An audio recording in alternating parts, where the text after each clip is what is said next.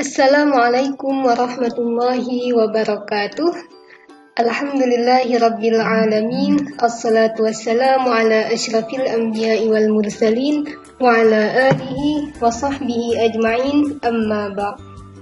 Baiklah, untuk selanjutnya kita memasuki materi berikutnya, yaitu tentang merangkai huruf bagian pertama. Jadi di sini kita akan melihat satu persatu huruf-huruf hijaiyah yang bisa disambung dan yang tidak bisa disambung.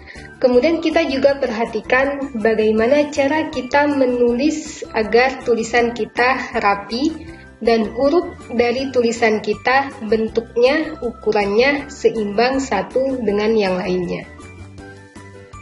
Yang pertama, kita akan membahas tentang bagaimana cara menulis huruf ba, ta, za, ya, dan nun. Kita langsung saja ke contohnya. Nah, huruf ba, ta, dan za memiliki kemiripan ketika kita menulis dalam tulisan. Ketika di awal kata, huruf ba, ta, dan za dia berada di atas garis. Jadi di sini kita anggap saja adalah garis dari buku kita. Jadi ini salah satu cara kita untuk membuat tulisan kita menjadi lebih rapi. Jadi silakan nanti kalian praktekkan cara menulis huruf ini.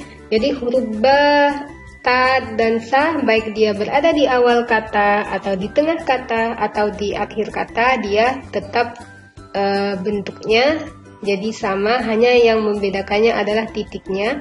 Jadi dia berada di atas garis atau dia bisa menempel di garis. Jadi garis ini untuk memandu kita agar tulisan kita itu rapi.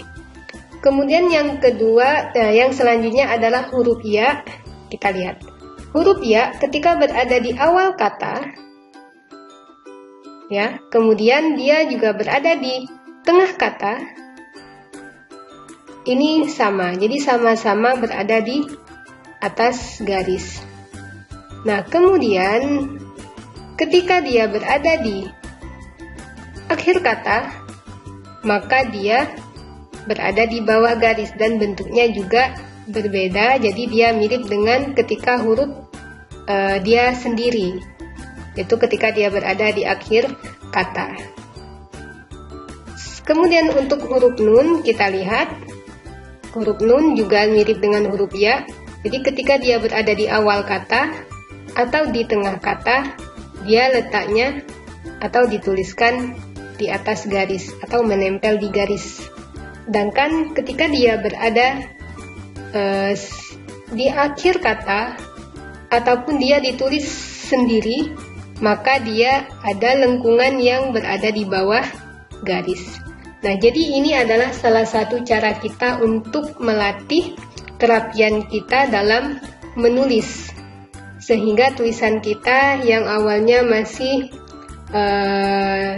kurang bagus, nanti setidaknya tulisan kita rapi, walaupun kita tidak bisa menulis sebagaimana orang-orang yang pintar kaligrafi. Nah, jadi ini kita cukup pada ranah membaguskan atau merapikan tulisan kita terlebih dahulu.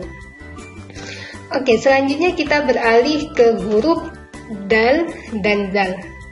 Oke, jadi ingat tadi huruf dal dan zal dia tidak bisa disambung dengan huruf setelahnya. Kita perhatikan kedua contoh ini. Karena huruf dal dan zal bentuknya sama, jadi kita langsung saja. Kita lihat bentuk huruf dal dan zal, dia ditulis di atas garis atau menempel di garis. Nanti kita bedakan dengan huruf ro dan zai. Oke, kita langsung ke huruf ro dan zai dulu. Berikut ini huruf ro dan zai. Nah, sekarang perhatikan. Beda huruf ro dengan huruf dal. Dan beda huruf zai dengan huruf zal. Kita lihat. Huruf ro dia ekornya ada di bawah garis. Sedangkan huruf dal dia masih ada di atas garis atau menempel di garis. Begitu juga dengan huruf zai, dia ekornya ada di bawah garis, sedangkan huruf zal dia masih menempel di garis. Jadi kedua hal ini, keempat huruf ini maksudnya perlu kalian tegaskan, kalian jelaskan ketika kalian menulis. Jadi kalau misalkan ingin menulis huruf ro atau huruf zai, jangan lupa ada ekornya di bawah garis. Sedangkan untuk huruf dal dan zal kalian tulis di atas garis atau menempel di garis. Kenapa hal ini penting? Dikarenakan sering sekali kita menulis dengan misalkan huruf ro-nya di atas garis sehingga pembaca bingung ini huruf dal atau huruf ro. Begitu juga dengan huruf zai dan zal. Jadi itulah mengapa penting untuk memperhatikan hal ini. Oke, selanjutnya kita lanjut ke huruf waw. Huruf waw. Nah, huruf waw cara menulisnya juga mirip dengan huruf ro dan zai, yaitu ekornya itu ada di bawah. Jadi itu yang perlu diperhatikan. Huruf waw juga demikian, ya. Dan jangan lupa keempat huruf ini, yakni huruf waw, zai, ro, dal, dan zal itu adalah huruf yang tidak bisa disambung dengan huruf setelahnya. Namun dia bisa disambung dengan huruf sebelumnya, selagi huruf sebelumnya itu bukan huruf 6 ini ditambah dengan alif yang tidak bisa disambung dengan huruf setelahnya. Oke, kita lanjut ke huruf jim, ha, dan kho.